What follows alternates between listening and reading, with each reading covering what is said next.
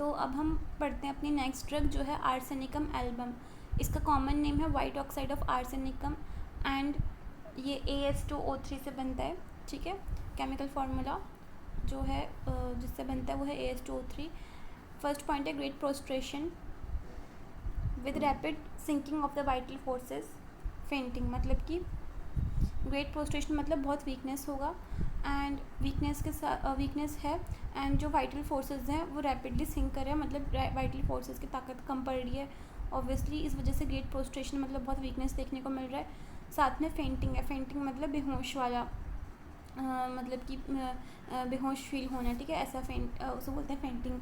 तो vital forces sink हो रहा है, मतलब वाइटल फोर्सेस में कमी, वाइटल फोर्सेस का स्ट्रेंथ कम हो रहा है, इस वजह से प्रोस्ट्रेशन एंड फेंटिंग ऐसा हम सोच सकते हैं। तो इससे हम याद भी कर सकते हैं इसको। नेक्स्ट है द डिस्पोजिशन इज़ ऑल्सो जो टेंडेंसी है वो कैसी है, जो डिस्पोजिशन है मतलब जो उसका हम कह सकते हैं हमें जो उसमें दिखता है वो दिखेगा कि वो डिप्रेसिंग है, मेलनकॉली है, ठीक है, डेस्पेयरिंग है, इनडिफरेंट है। डिप्रेसिंग मतलब ऑब्वियसली हमें पता, डिप्रेसिंग मतलब कि दुखी रहना या फिर परेशान रहना।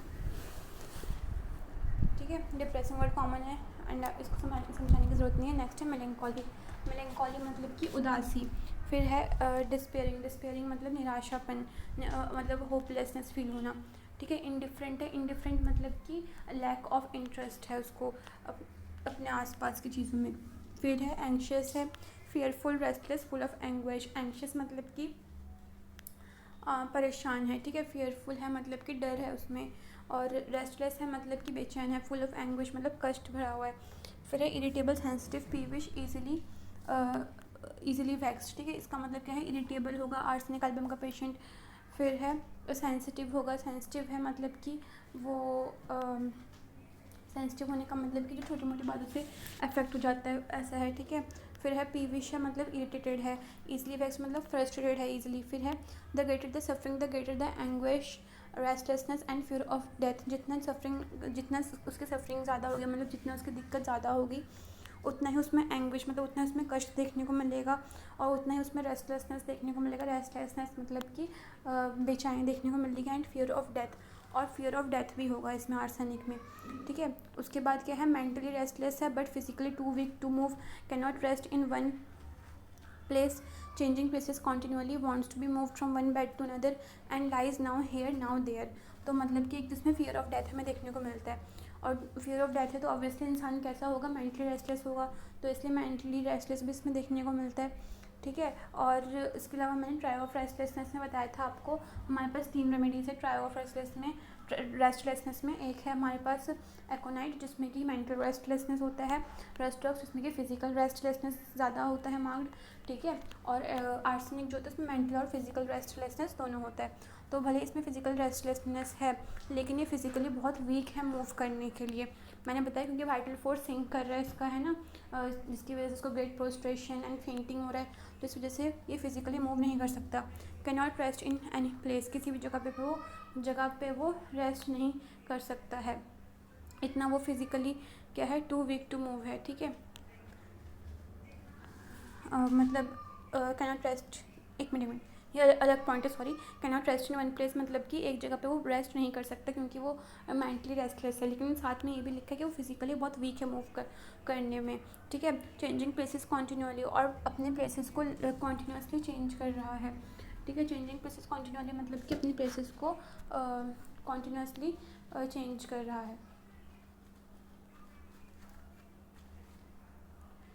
ठीक है, फिर है wants to be move from one bed to another, और चेंजेस प्लेसेस कॉन्टिन्यूसली जो है ना, इससे हम समझ सकते हैं कि उसमें फिजिकल रेस्टलेसनेस है, इस वजह से वो प्लेस चेंज कर रहा है।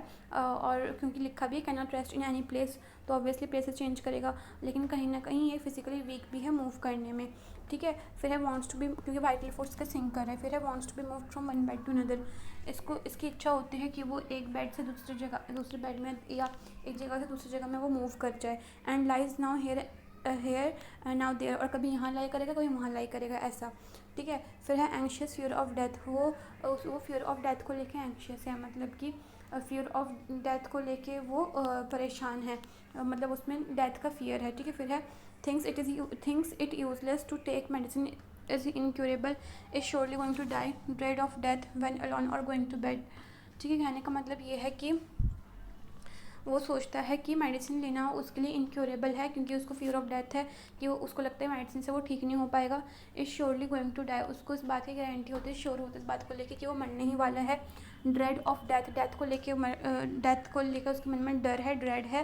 वैन अलॉन, जब अकेले रहता है तब डर लगता है उसको, या फिर गोइंग टू बेड, जब वो सोने जाते हैं तब उसको डर लगता है। फिर ये है attacks of anxiety at night, driving out of bed, aggravate after midnight, इसको एंग्जाइटी होता है नाइट के टाइम पे, ठीक है, जिसकी वजह से वो क्या करता है, जिसकी वजह से वो बेड से बाहर उतरता है, मतलब बेड से निकल जाता है। अगर सो रहा है तो वो बेड से उठ जाएगा, क्योंकि उसको नाइट के टाइम पे एंग्जाइटी के अटैक्स आ रहे हैं। फिर ये है एग्रेवेट आफ्टर मिडनाइट, और इसके जो ये अटैक्स एंग्जाइटी के वो मिडनाइट के बाद एग्रेवेट होंगे। फिर है burning pains, the affected parts burn like fire as if hot coals were applied to parts. Anthracia करके आई थिंक ये रेमेडी है कोई, ठीक है। Ameliorated by heat, hot drinks, hot applications, मतलब इसका जो पेन्स है वो बर्निंग है, मतलब जलाने वाला दर्द है। और जो अफेक्टेड पार्ट्स है, जो पार्ट्स जिनमें दर्द हो रहा है, उसको वो फायर की तरह फील होता है, जैसे कि हॉट कोल्स जो थे वो अप्लाइड हो रहे हैं उसके पार्ट्स में, उस अफेक्टेड पार्ट्स में, एंथ्रेसिया की तरह, ठीक है। आई गेस एंथ्रेसिया नाम है रेमेडी का, आई बिना डिटेल में मुझे नहीं पता, ठीक है। और इसके जो ये बर्निंग पेन्स है, भले वो बर्निंग पेन्स है तो उसमें कोल्ड से नाम होना चाहिए, लेकिन इसमें ऐसा नहीं है, ये पेक्यूलर चीज़ है कि बर्निंग पेन्स है, लेकिन उसको इसमें हीट से आराम मिल रहा है, ठीक है। हॉट ड्रिंक से आराम मिल रहा है, ठीक है, और हॉट एप्लीकेशन से आराम मिल रहा है। फिर है burning thirst without special desire to drink, the stomach does not seem to tolerate because it cannot assimilate cold water। कहने का मतलब ये है कि आगे पढ़ लेते हैं। Lies like a stone in the stomach, it is wanted but he can not और डेयर नॉट ड्रिंक इट, मतलब इसमें जो थर्स्ट इसका बर्निंग है, और साथ में बर्निंग थर्स्ट तो है, लेकिन मतलब जलाने वाला थर्स्ट, जलने वाला थर्स्ट, लेकिन साथ में उसको डिज़ायर भी नहीं है पानी पीने की, ठीक है। क्योंकि स्टमक जो है वो टॉलरेट नहीं कर पाता है, कोल्ड वाटर जो है हजम नहीं कर पाता स्टमक, और अगर कोल्ड वाटर पीता है तो वो उसके स्टमक में स्टोन की तरह रहता है।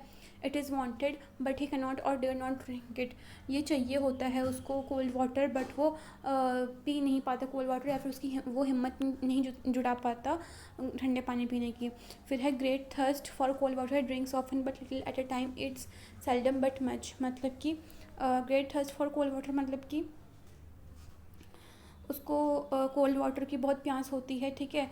ड्रिंक्स ऑफन, कई बार पीता है, मतलब कि शॉर्ट ड्रिंक्स ऑफन मतलब कि शॉर्ट इंटरवल्स में पिएगा, but little at a time, लेकिन एक टाइम पे थोड़ा थोड़ा करके पिएगा, मतलब कि सिप सिप करके पिएगा। तो एक ऐसी रेमेडी का नाम बताओ जो कि सिप सिप करके पानी पीता है, मतलब कि थोड़ा थोड़ा करके पानी पीता है, वो भी शॉर्ट इंटरवल्स है, मतलब कि ऑफन, ड्रिंक्स ऑफन। तो उसका नाम है आर्सेनिक एल्बम। देखो आर्सेनिक में ऐसा आता है, ठीक है, और ऐसे सिप सिप करके पीना, और ऐसे शॉर्ट इंटरवल में पीना। तो शॉर्ट इंटरवल में सिप सिप करके पीता है आर्सेनिक, लेकिन ब्रायन जो है उसको ग्रेट थर्स्ट होता है, वो भी लॉन्ग इंटरवल्स पे, ठीक है।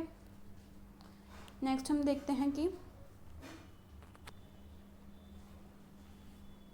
हाँ, नेक्स्ट हम देखते हैं कि ईट सेल्डम बट मच, और थोड़ा मतलब ईट सेल्डम मतलब कभी कभार खाता है, तो रेगुलर नहीं खाता, लेकिन जब खाता है तो बहुत सारा खाता है, ठीक है। मतलब कि लार्ज इंटरवल्स, हम कह सकते हैं लार्ज इंटरवल पे खाएगा, लेकिन बहुत सारा खाएगा।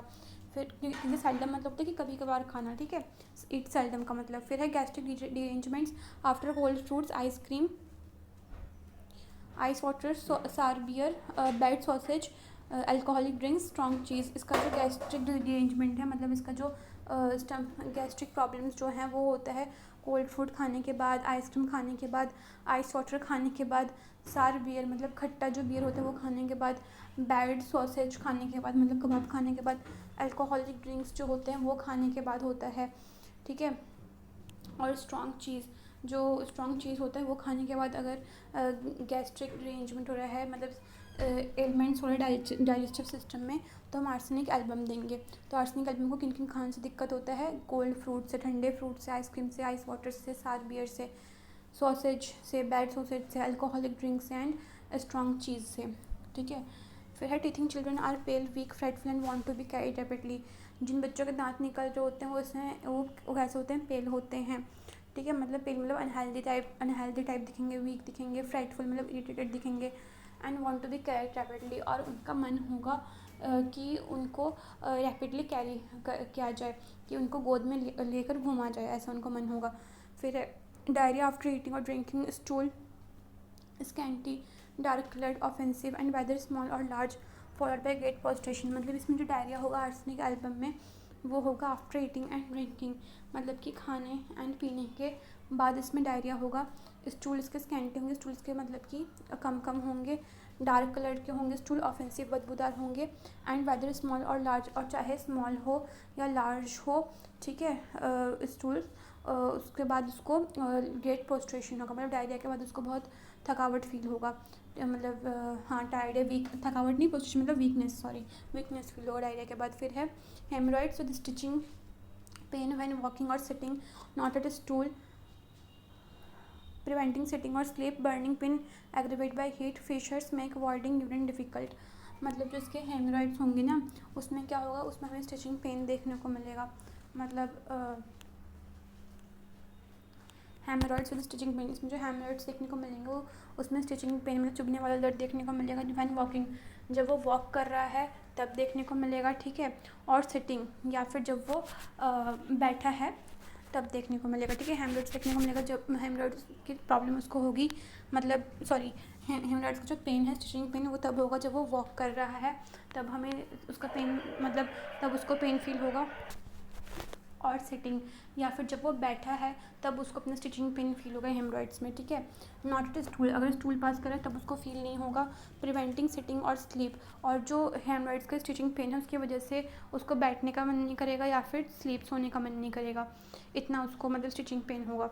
Burning pain aggravated by heat, fissures make voiding urine difficulty, वैसे जो उसका बर्निंग थर्स्ट था, ठीक है, या जो भी इसका क्या था बर्निंग पेन था, सॉरी हाँ बर्निंग पेन, उसमें उसको जिसमें उसको हॉट कोल लाइक फील हो रहा था कि उस अफेक्टेड पार्ट्स में हॉट कोल्स अप्लाई कर दिए, उसमें उसको आराम मिल रहा था उसमें उसको आराम मिल रहा था हीट से, हॉट ड्रिंक से, हॉट एप्लीकेशन से।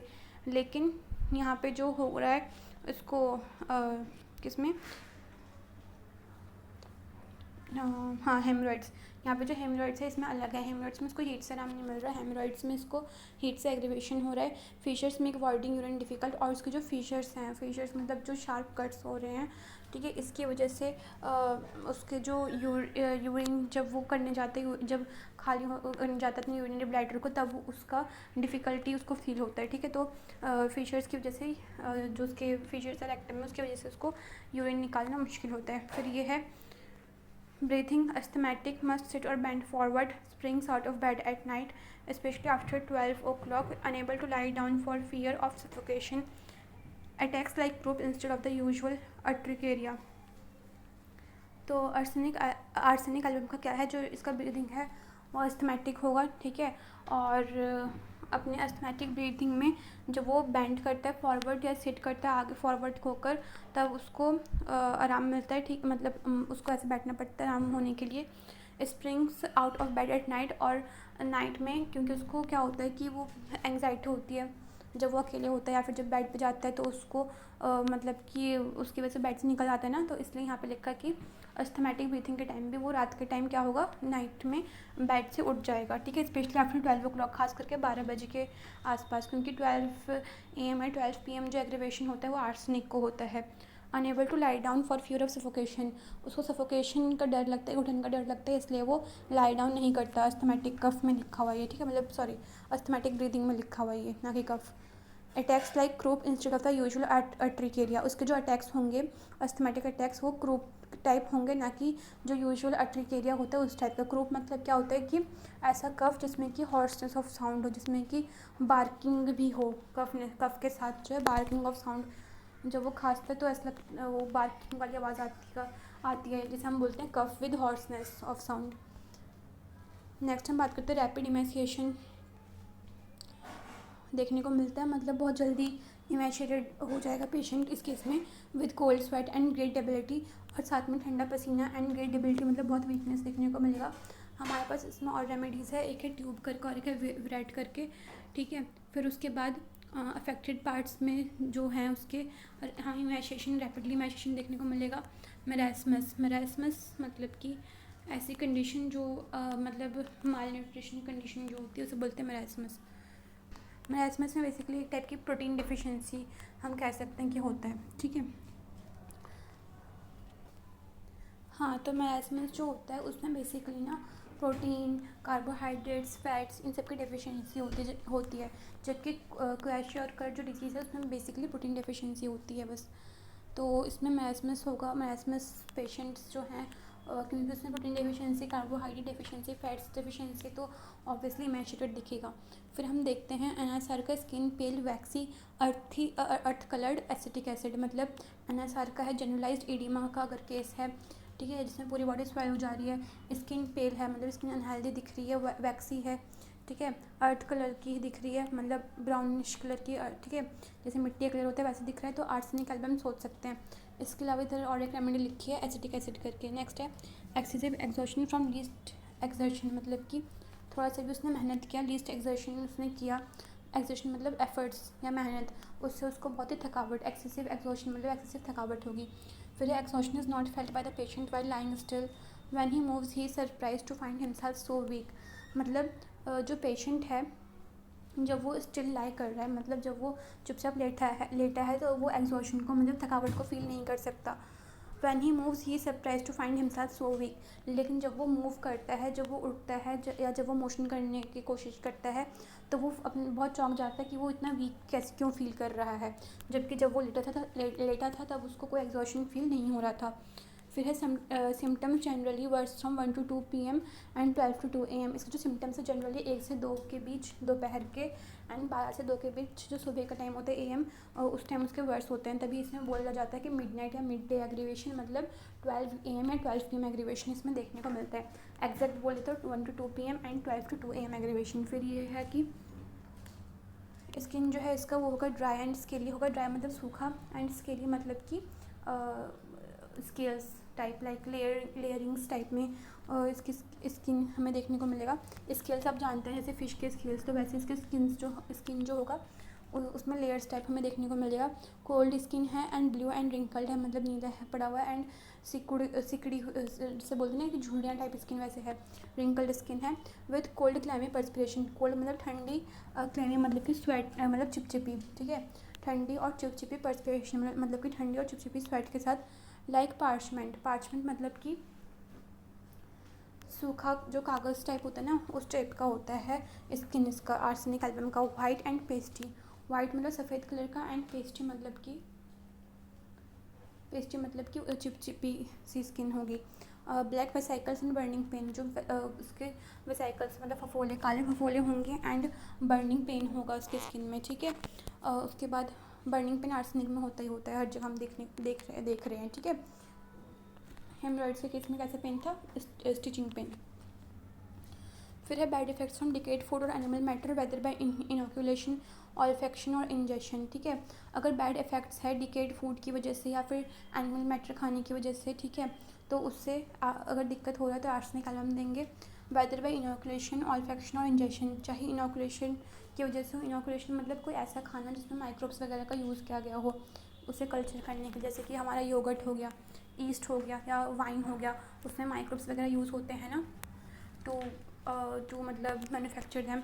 तो ऐसा खाना जो इनोकुलेटेड फूड होते हैं, या जो हमने ऑल्फेक्शन से कुछ ऐसे मतलब डिकेड फूड जो है उसको हमने सूंघा है, ठीक है, या एनिमल मैटर को हमने सूंघा है, ठीक है, या इंजेक्शन का या ऐसे खाना ऐसी चीज़ों का, तो उसकी वजह से दिक्कत होता है, तो आर्सेनिक एल्बम सोचेंगे। फिर है कंप्लेंट्स रिटन एनुअली, ऐसे कंप्लेंट्स जो साल में सेम टाइम पे लौट आते हैं या फिर साल में एक बार ज़रूर आते हैं, उसमें आर्सेनिक एल्बम देंगे, ठीक है। इसके अलावा और रेमेडीज़ कौन सी हैं एनुअल कंप्लेंट्स के लिए, वो है carbo veg, lachesis, sulphur and thuja. कौन से, carbo veg, lachesis, sulphur and thuja. Relation इसका हम देखते हैं कॉम्प्लीमेंट्री है ये एलियमस के, कार्बोवेज के, फॉस्फोरस के, पायरोजन जो भी रेमेडी है आई डोंट नो, PYR से।